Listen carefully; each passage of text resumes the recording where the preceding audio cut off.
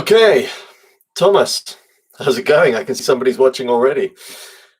So firstly, I just want to apologize for Saturday's. If you did see it, hopefully you've now seen the slightly edited version of the conversation I had with Mike Rosenfeld. A really great conversation, somewhat marred by the poor Wi-Fi connection that I have here, and a few technical hitches. So if you did watch it, thanks for sticking in there. I hope you're able to have a few takeaways from that conversation. He's a wonderful guy, very inspirational, and I'll be working with him on some more things in the future. Now, this is really just a quick video because as I'm working here, I'm really plowing in and putting in the hours to creating my next course. But all the while, whilst doing this, I can totally see how people fall into all the traps that I'm actually telling people how to get out of in my course. So as I'm typing away and I'm totally focused, and by the way, one of the things I do use a lot, if you don't know or have not heard of this, is binaural beats. I use binaural beats from a company, or rather from a website called BrainSync, run by Kelly Howell. It's also connected to Bruce Lipton. If you've come across him, I'm sure you have. And I use a whole variety of their tracks, but one of those is a downloaded track that you can use for focus. It's amazing. In fact, they've got two, one called Pure Focus and one called High Focus. They work really well. You put your headphones on, you sit back, you've got this subliminal, almost binaural beats going on in the background and the sound of waves. And it really helps me to zone in and stay on target, as it were, focus on the job at hand. That really helps me. But sometimes I'll be working away, and I'm finding this already this morning. I'm working here and I'm sitting here. I go beyond an hour, which is already something that I tell people not to do because I'm getting sucked into this job. I'm getting sucked into the work. It's all very well, isn't it? If you love the job that you do, I love what I do. I don't always love the bit in front of a screen, I have to say. It's just not suited to me. I'm far happier when I'm outside chopping up trees or digging holes. But this is a means to an end. The bit that I love is passing on the stuff that I've learned to you, or passing this stuff on to people on my course. So the current course that I've got on at the moment is all about finding flow. It's all about building in simple, healthy practices that are really short, really easy to do. You don't need any skill practice kit or anything like that. They're just simple practices that you build into your day. And those same practices are the ones that I build into my day now. So everything that I do on my course is what I do.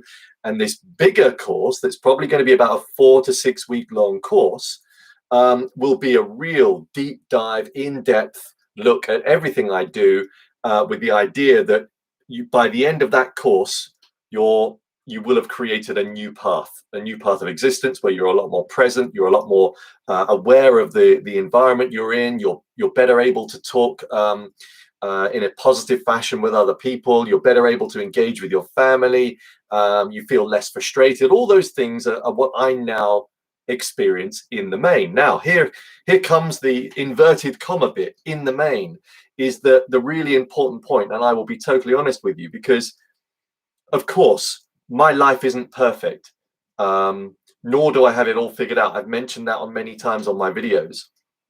I have lots of tools in my imaginary toolbox that I use regularly throughout the day, and they help me stay engaged. They help me keep the blood flowing around the body, making me feel more healthy and alive, full of energy. But I'm really noticing it with the work that I'm creating here.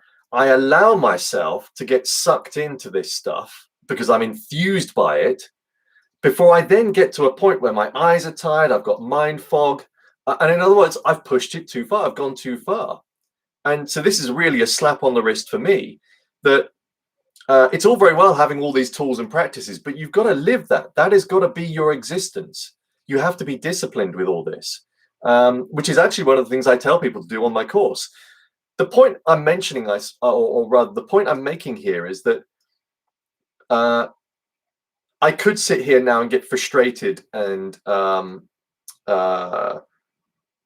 like I said, give myself a slap on the wrist for being a fool. But at the end of the day, I know I'm human just like everybody else. You can't always do everything perfectly.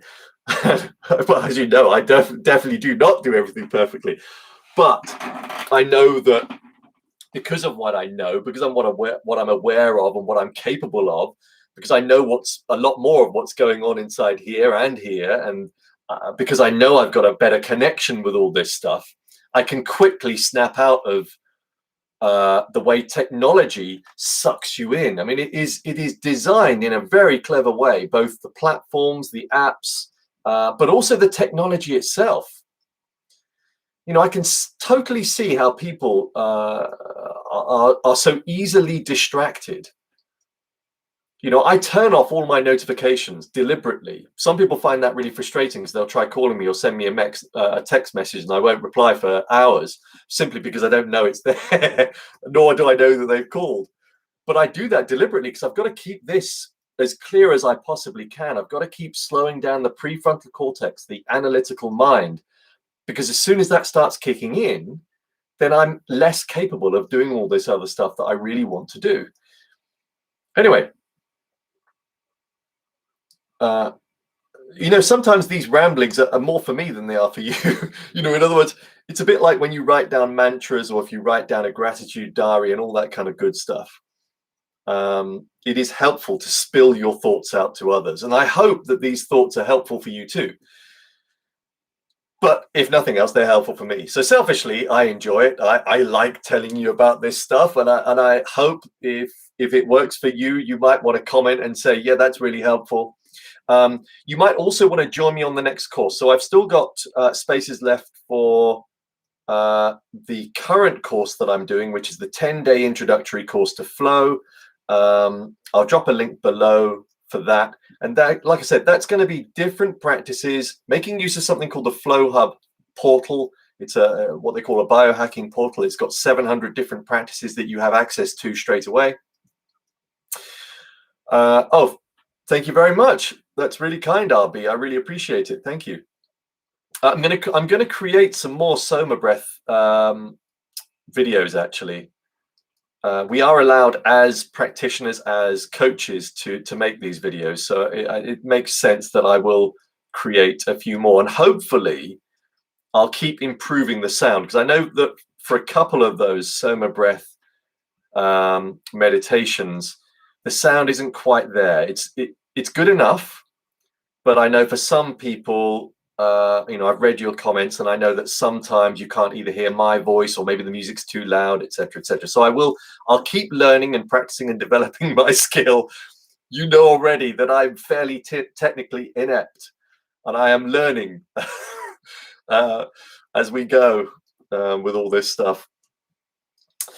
So the course, going back to the course, it touches on kinesiology, it touches on a few yoga things, it touches on the breath, it touches on chair yoga, it touches on positive psychology, methods to make sure that your habits stick, visualization tools. It's a whole host of things. And at the moment, it is 10 live videos, or live webinars rather. I am intending to create some pre-recorded ones. But at the moment on my course, it is 10 live webinars, which can be useful. Sometimes it's not so good for you because they're meant to be, the ones in the middle are meant to be 15, 20 minutes long. And you know what I'm like, I do like to ramble. So these 15, 20-minute webinars do tend to get extended. But anyway, I enjoy doing them. The next one is on, hang on, hold it. I think it's on the 19th. If the 19th is a Monday, let me just check. Yeah, it is. Well, get me. 19th. So if you want to join me, I'll drop a link below, and come and meet me and hopefully a few others on the course. It'd be fun. But like I said, there is a bigger course in the making, which I'm really looking forward to doing. And it's going to have everything that distilled, everything I've learned over the last few years, distilled into probably a 4 to 6 week course.